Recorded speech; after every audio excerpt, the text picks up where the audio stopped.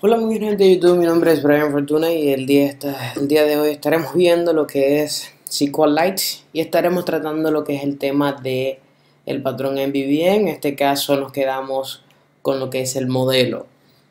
Estaremos viendo lo que es de SQLite de manera muy teórica y estaremos configurando el mismo, haciendo lo que es el CRUD, los comandos. Y en el próximo video obviamente estaremos aplicando eso con el patrón MVVM. Entonces, primero que nada debemos proceder con lo que es la instalación de un nugget y este nugget se llama SQLite, espérate, SQLite raya net raya PCL. Sería este el que tiene 2.4 millones de descargas. Lo seleccionamos, le damos a añadir paquetes y lo elegimos, o sea, lo añadimos al paquete compartido, al de Android y al de iOS. Procedemos a darle OK y esperamos lo que es la instalación del mismo. Entonces, ya teniéndolo instalado, básicamente vamos a proceder con lo siguiente. En el proyecto compartido vamos a crear una carpeta. No era esta selección. Ahora sí, creamos una carpeta, en este caso New Folder, y esta carpeta la vamos a llamar Models, para completar lo que es el patrón MVVM. Models con mayúscula y con S al final, porque son varios modelos que vamos a contener dentro de esta carpeta. Luego seleccionamos añadir y seleccionamos añadir una nueva clase. Y esta clase se va a llamar user y en su interior user va a tener lo siguiente. Quitamos acá lo que es el constructor, ya que no lo vamos a estar utilizando en primer lugar, en primeras instancias. Escribimos primary key raya auto increment. En caso de que a ustedes les pida añadir un using, ese using va a ser using SQLite para saber que estamos trabajando con SQL. Entonces decimos lo siguiente, vamos a crear varias propiedades. En este caso primero vamos a crear una variable de una propiedad de tipo pública que va a ser int el id y get y set. ¿Ok? Entonces vamos a crear otra que va a ser de tipo string, que va a ser el correo electrónico. Luego vamos con el password, aquí, password, la contraseña, ¿cierto?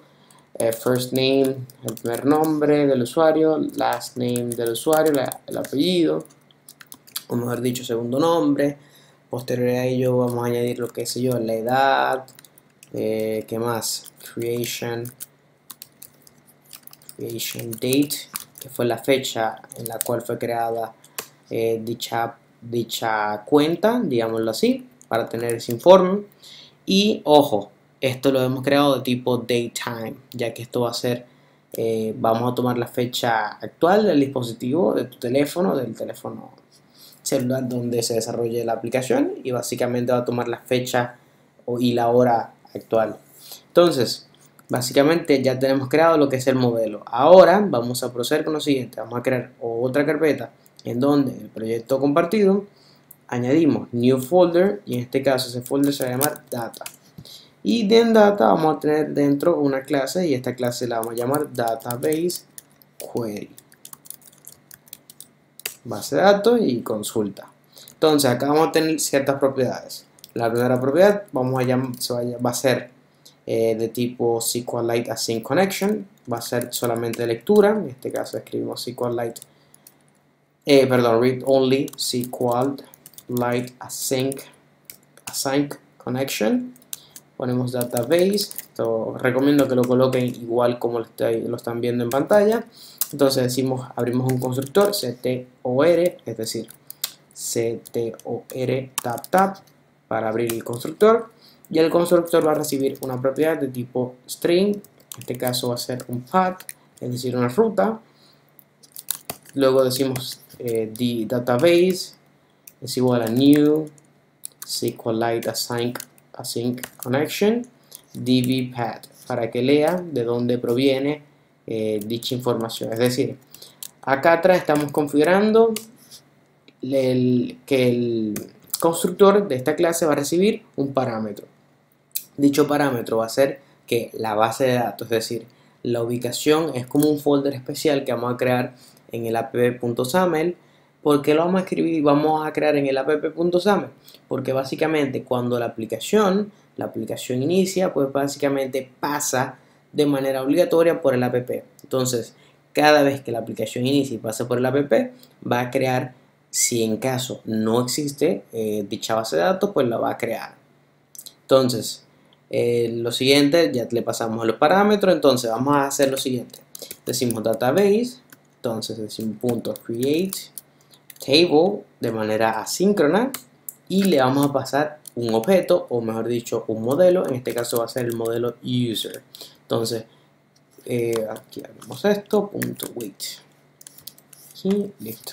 Entonces, ¿por qué le estamos pasando user? Porque user es el modelo que vamos a estar utilizando, es el parámetro, nuestro parámetro, digamos, global, que le vamos a estar pasando a los diferentes tipos de métodos que vamos a estar utilizando. Entonces decimos, abrimos una región y esta región la vamos a llamar CRUD, de create, read, update and delete, es decir, de crear, leer, actualizar y eliminar. Entonces decimos lo siguiente, public task, porque es una tarea de tipo lista, y dentro de tipo lista va a ser de tipo usuario, de user, perdón. Y esta la vamos a llamar get users, ¿ok? Get user, que nos dé los objetos, los usuarios. Y decimos return, retórname un database, es decir, va a ser una lectura, database, query, async, disculpen si lo estoy pronunciando mal, async de tipo usuario, va a buscarme una información de tipo usuario, y esta petición va a llamarse de la siguiente manera, select all, seleccioname todo, from user, de donde, de la tabla user, ya que esta se va a crear automáticamente cuando inicie el constructor. Entonces aquí le estamos haciendo simplemente una petición de que búscame toda la información en la tabla user y tráemela como un modelo user. Es decir, un modelo user contiene un email, un password, un first name, last name, age y el creation date. Entonces, y acá tenemos lo que es el select o búsqueda de información. Normalmente este tipo de método lo utilizamos para los list view y así. Entonces decimos ahora, vamos a crear un método para insertar y actualizar.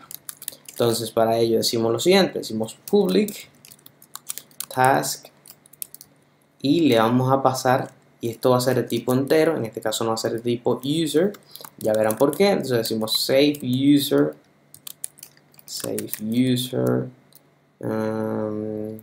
de tipo síncrono, porque es un método de tipo síncrono, hay que decírselo. Entonces le vamos a pasar un usuario y este va a tener una abreviatura. Entonces, ¿qué le estamos diciendo acá? Me vas a crear una tarea de tipo pública y esta va a recibir o va a validar un valor entero, y esta se va a llamar SaveUserAsync y va a recibir un user, un objeto o un modelo de tipo usuario. Y decimos if user.id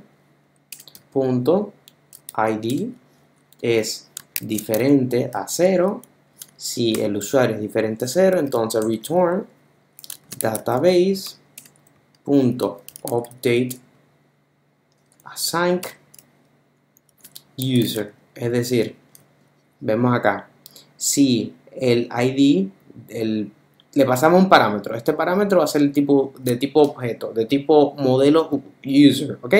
Entonces, si este objeto tiene que el ID es diferente a 0, es decir, que ya existe, entonces él va a hacer una actualización y no va a hacer una inserción.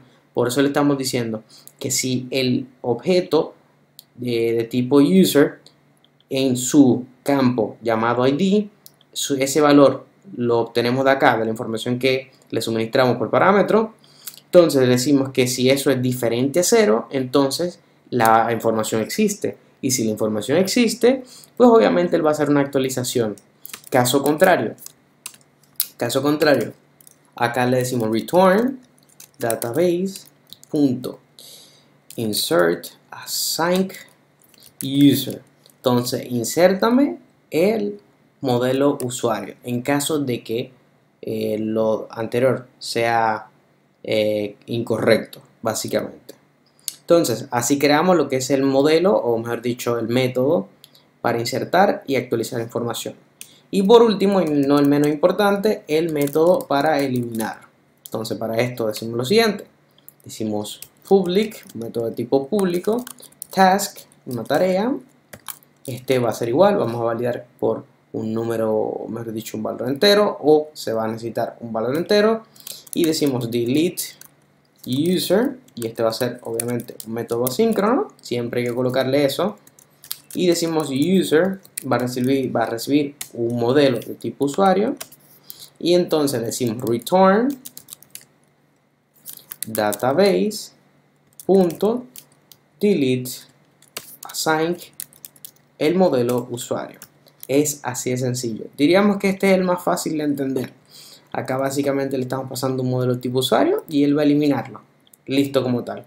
Acá no le tenemos que especificar el ID del usuario que él va a eliminar la información, especificándole ese tipo de cosas. Simplemente le pasamos el modelo y él hace todo su trabajo. Entonces, ya acá tenemos lo que es la configuración de la base de datos. Acá tenemos lo que es el CRUD creado, tenemos lo que es el select, el insertar y actualizar, y por último tenemos el eliminar. Ahora bien, en el app vamos a inicializar lo que acabamos de realizar.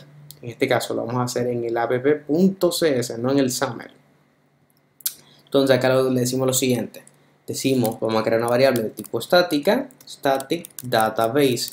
Llamamos a la clase database query, donde estábamos desarrollando los query.